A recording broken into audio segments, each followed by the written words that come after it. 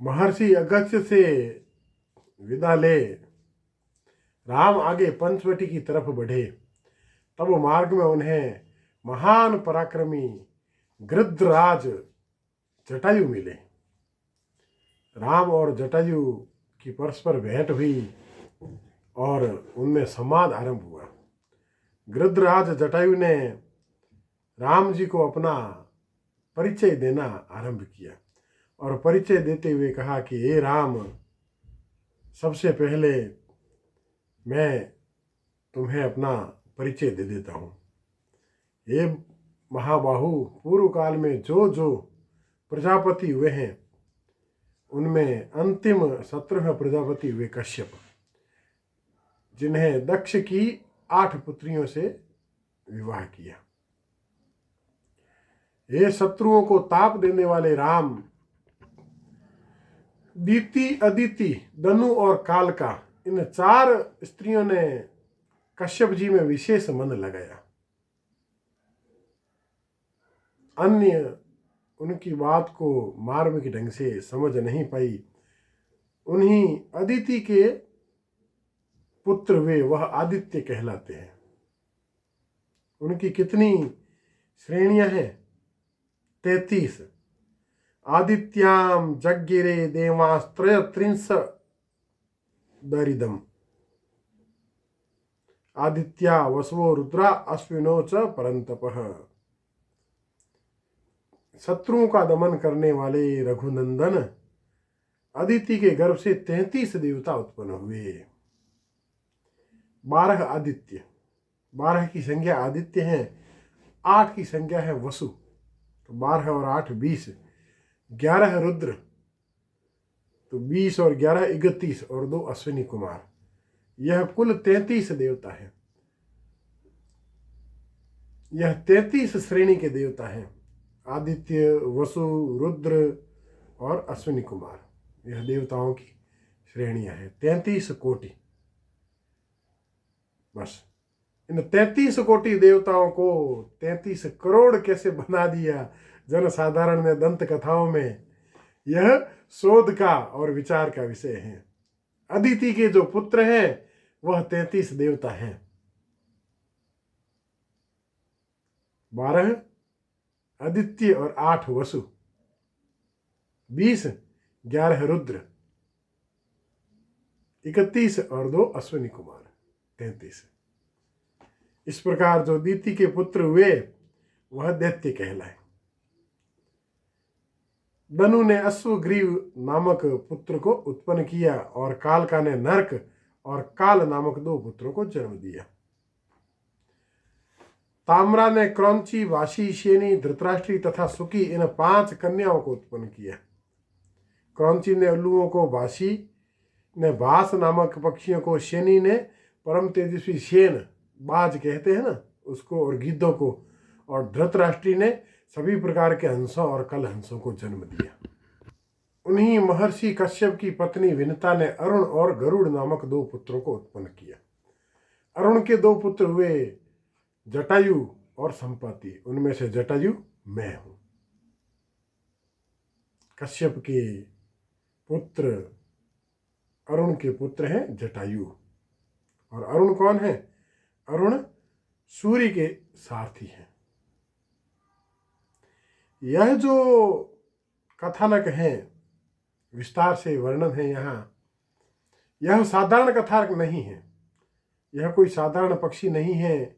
यह कोई साधारण पशु पक्षियों की कहानी नहीं है। यह सृष्टि की उत्पत्ति और विकास के क्रम का वर्णन है। यह कूट भाषा में है और महान मनस्वियों, मर्मज्ञों के शोध और ध्यान का विषय है। जनसाधारण इससे तथ्यों के संकेत प्राप्त कर सकता है और एक श्रेष्ठ कथानक के रूप में रुचि से इसे ग्रहण कर सकता है। तो जटायु कहते हैं कि हे राम, वह जटायु मैं हूं और तुम्हारे पिता दशरथ का भी मैं मित्र हूं। फिर जटायु से मैत्री हो जाती है तब उस पंचवटी के रमणीय प्रदेश में राम लक्ष्मण जी के सहयोग से सुंदर पर्णशाला का निर्माण करते हैं। पत्तों की बनी एक सुंदर कुटिया बनाते हैं। उस कुटिया में लक्ष्मण जी और सीता जी के साथ में राम निवास करते हैं। अब राम जी अपने भ्राता और पत्नी के साथ उस सुंदर पर्णकुटी में निवास करते हैं।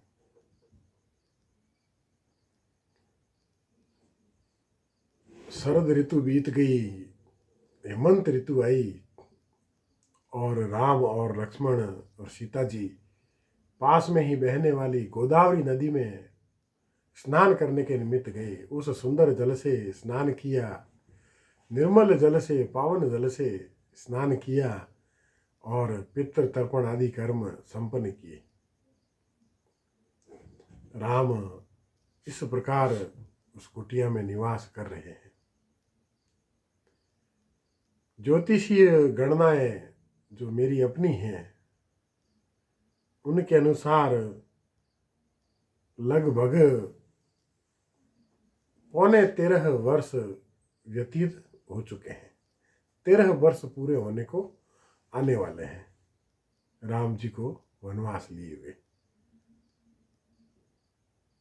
10 वर्ष से अधिक तो सुतीक्ष्ण मुनि के आश्रम के आसपास के आश्रमों में व्यतीत हो गए। फिर वहाँ से आगे बढ़े हैं। कुछ समय अगस्त्य मुनि उनके भाई के आश्रमों में निवास किया है। उससे पहले चित्रकूट में निवास किया है और यहाँ सब स्थानों पर निवास करते, यात्रा करते 13 वर्ष की अवधि लगभग हो चुकी है।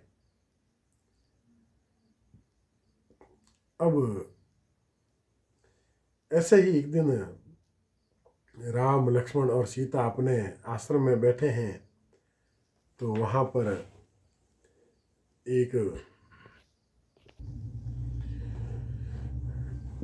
एक स्त्री उस आश्रम में आई। उसका नाम था शूर्पणखा।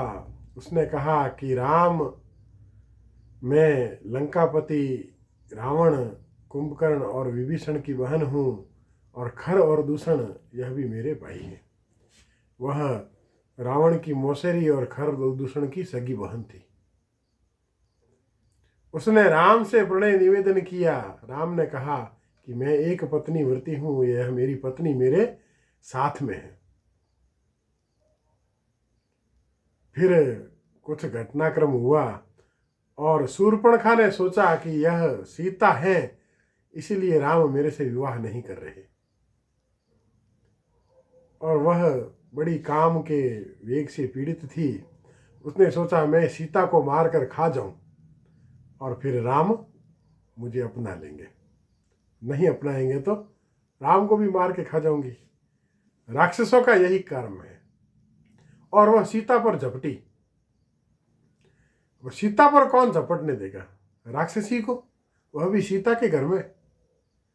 लक्ष्मण क्रोधित होकर उठे और तलवार से शूर्पणखा के नाक और कान काट दिए।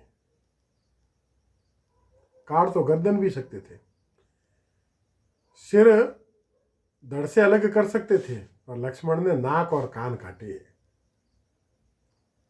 यह चुनौती थी राक्षसों को। हम कहाँ राक्षसों को ढूंढते फिरेंगे।